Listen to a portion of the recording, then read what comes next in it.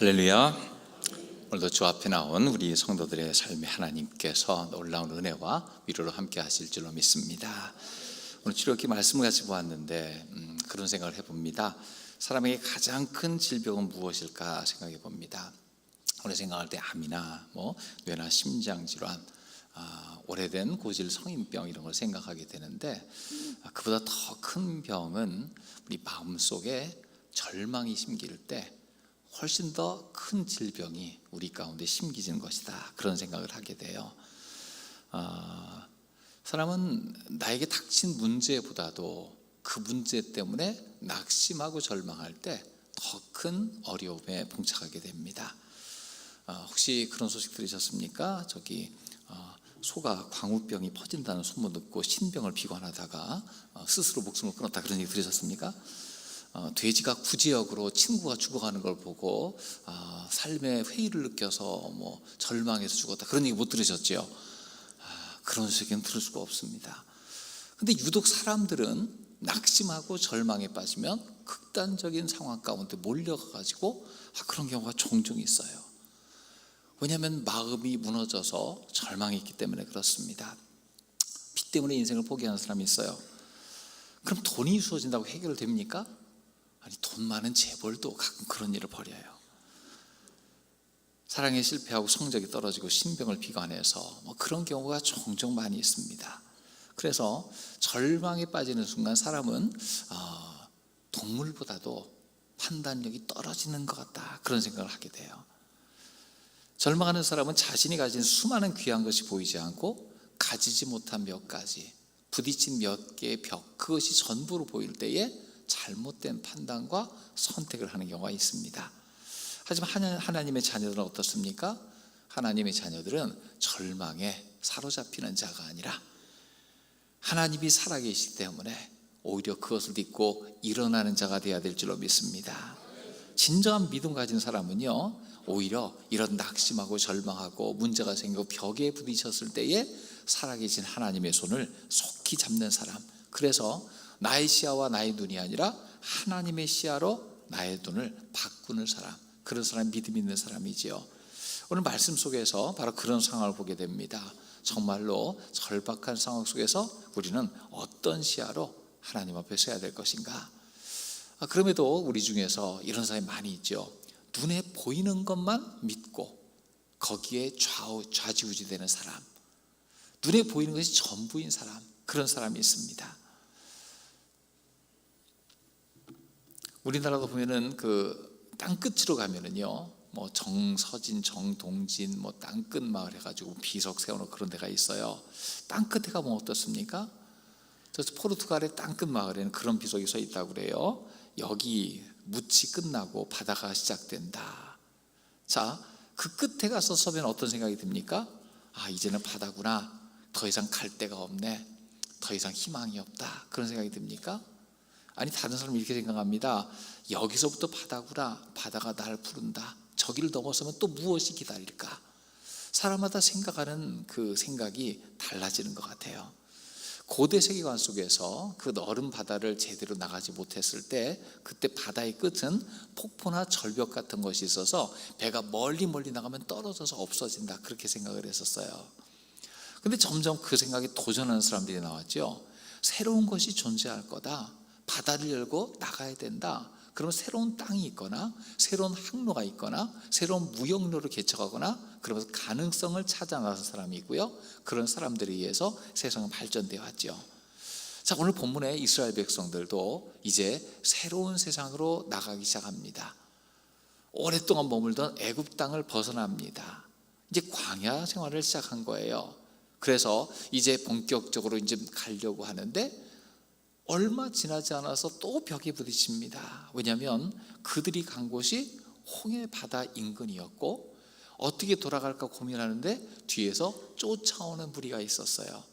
오늘 출애굽기 14장 9절 말씀은요, 이렇게 이야기하고 있습니다. 같이 읽어보겠습니다. 애굽 사람들과 그 마병과 그 군대가 그들의 뒤를 따라 바알스본 맞은편 비하히롯 곁 해변 그들이 장막 친 데 미치니라. 장막을 쳤어요. 해변에, 이제 홍해가에 장막을 쳤습니다.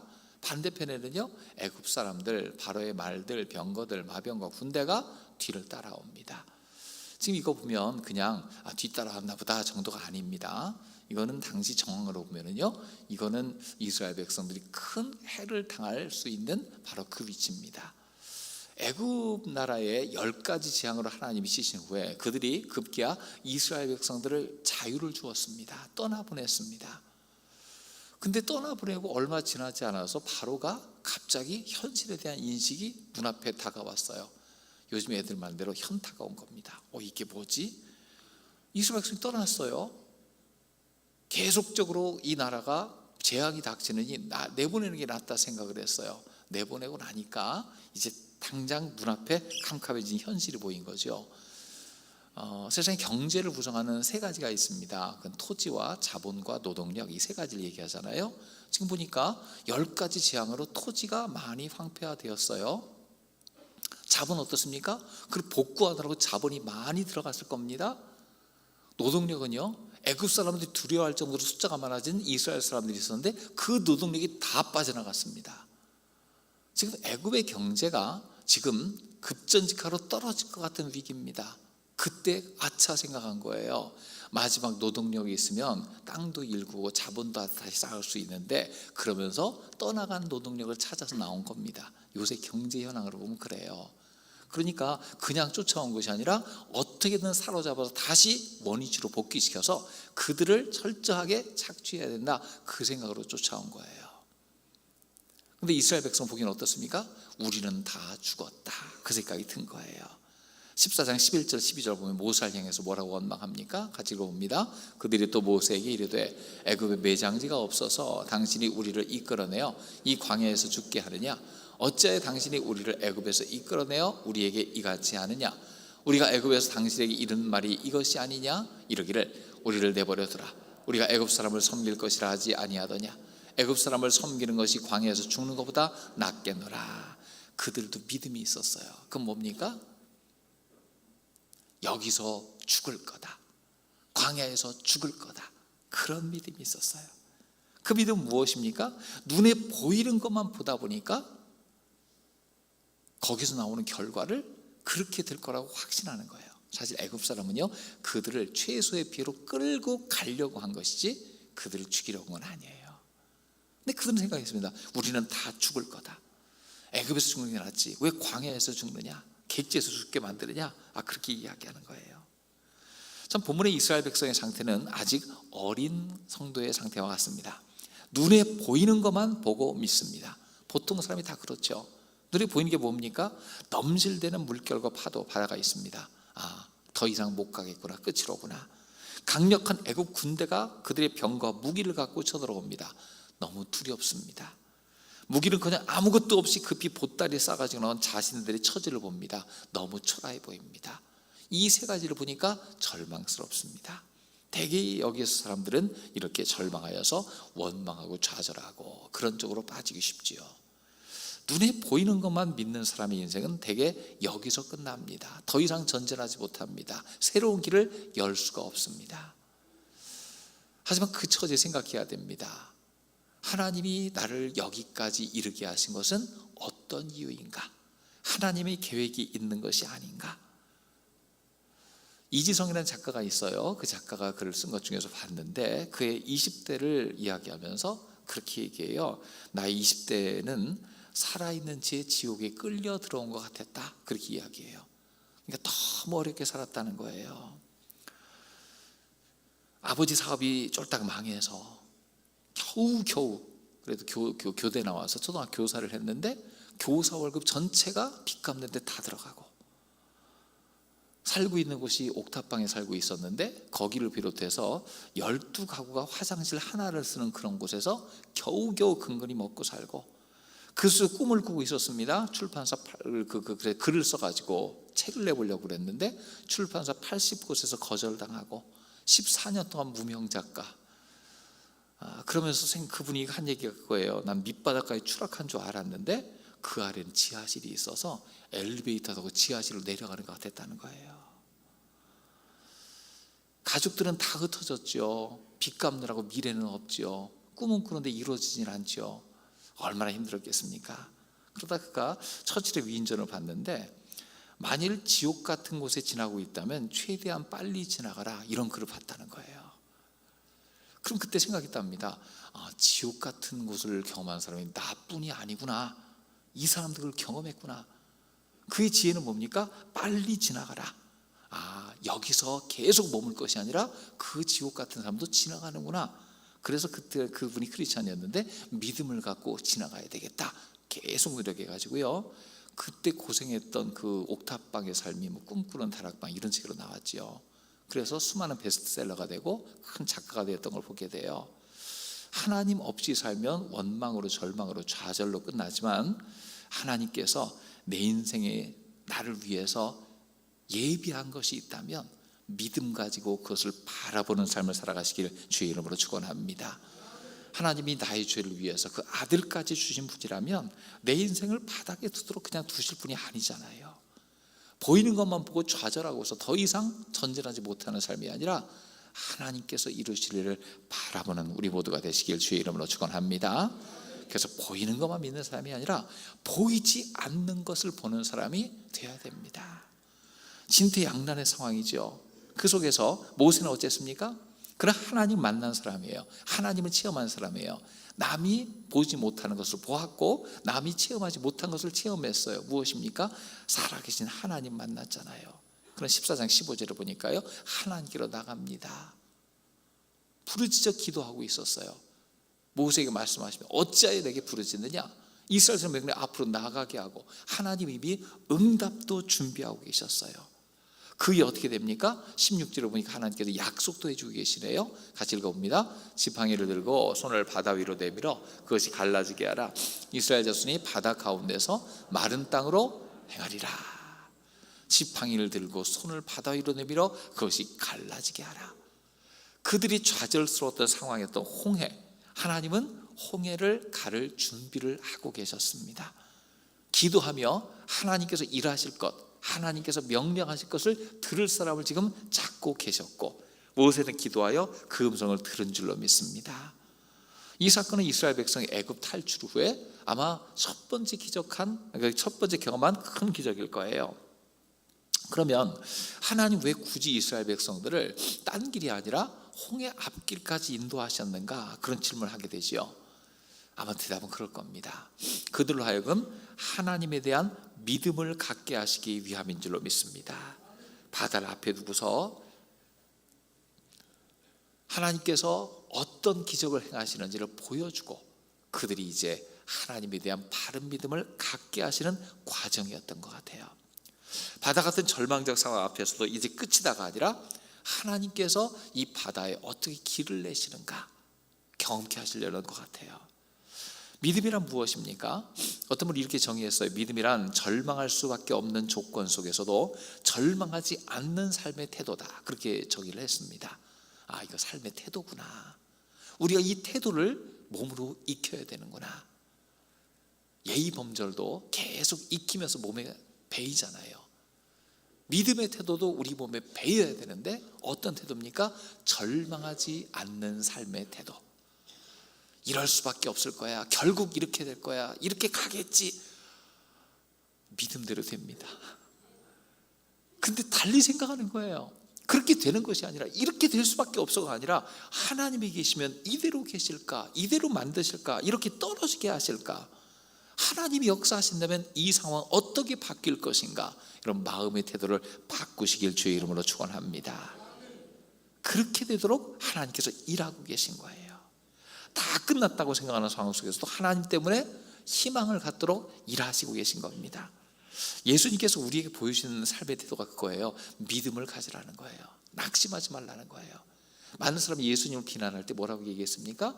저 사람이 이상하다 하면서 저 사람은 세리와 창기의 친구다 그렇게 얘기했어요. 큰 비난의 말입니다.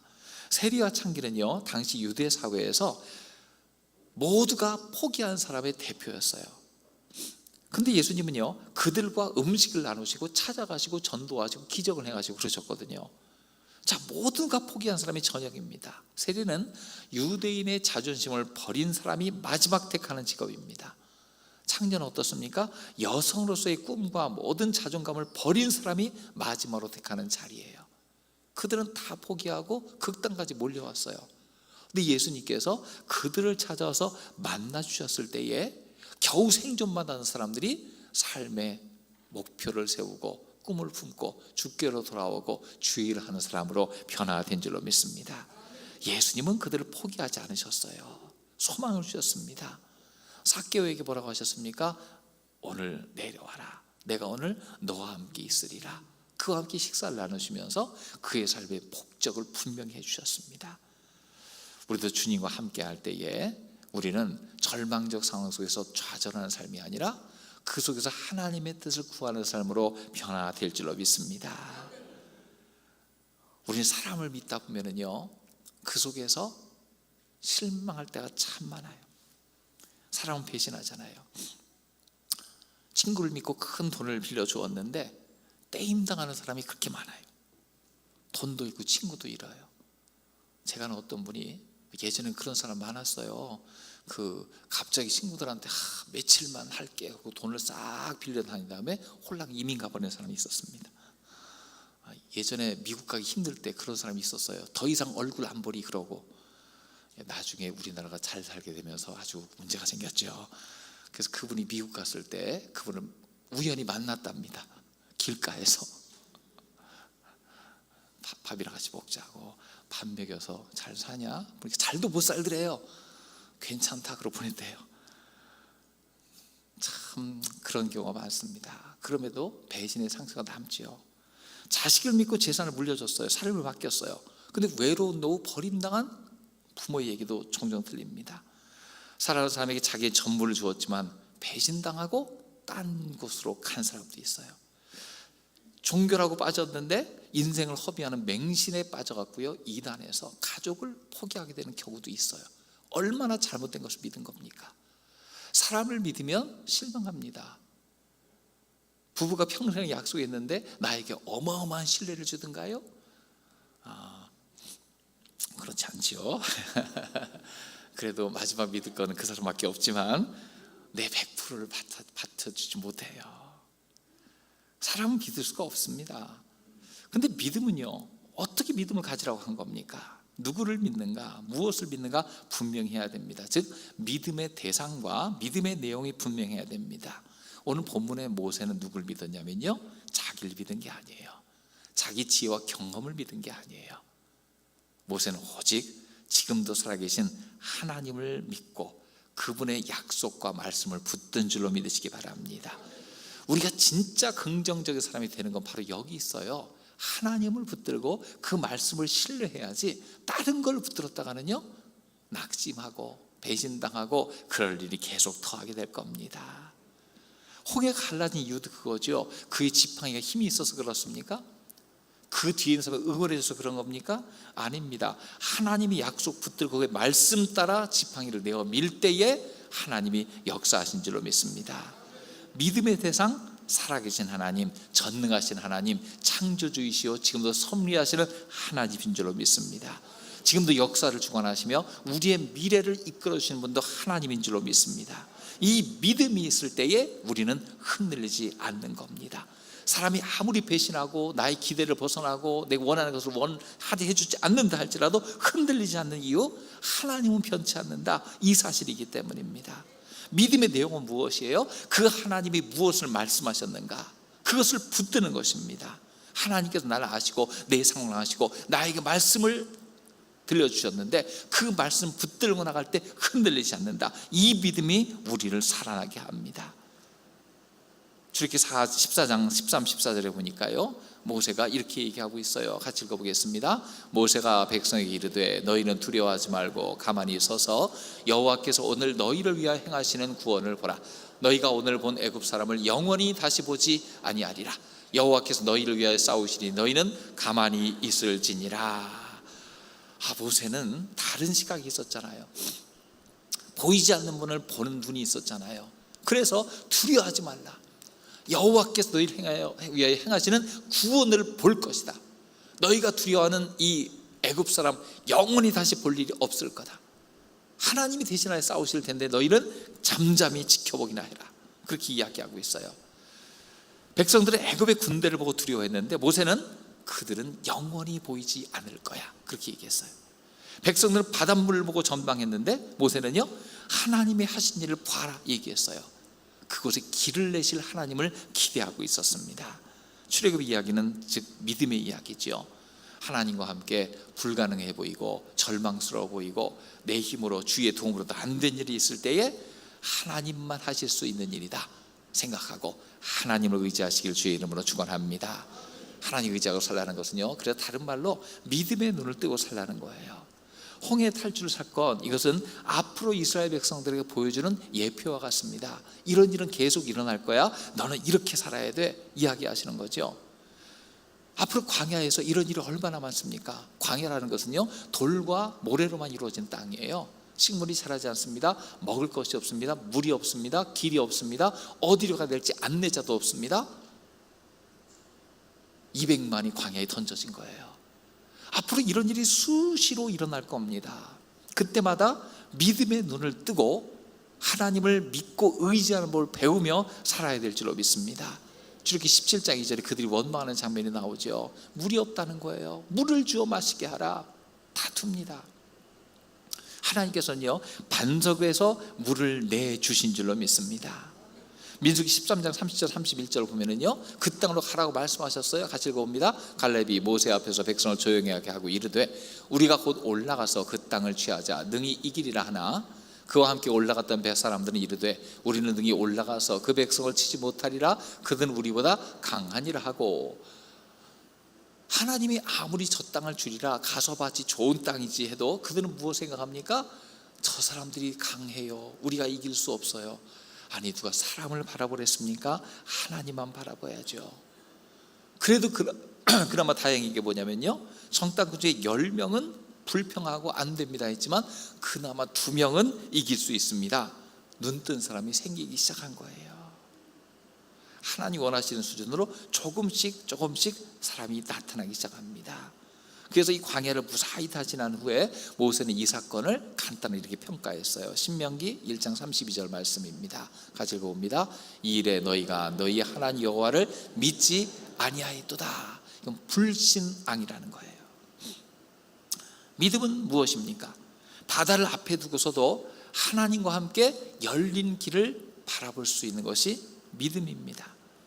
믿음은 강한 대적을 앞에 두고서도요, 그들은 더 이상 우리 앞에 존재하지 않는다고 그 존재감을 지워낼 수 있는 것이 믿음입니다. 하나님 겨우 길을 열어서 그들을 겨우 끄집어내시는 분이 아니잖아요. 출애굽기 14장 21절에 보면요, 어떤 장면이 나옵니까? 같이 읽어봅니다. 모세가 바다 위로 손을 내밀매 여호와께서 큰 동풍이 밤새도록 바닷물을 물러가게 하시니 물이 갈라져 바다가 마른 땅이 된지라. 이 장면을 잘 보세요. 바다 위로 손을 내밀며 지팡이를 들고 손을 내밀었겠죠. 여호와께서 큰 동풍이 밤새도록 바닷물을 물러가게 하시니, 한 방에 쫙 갈라지게 할 수 있었거든요.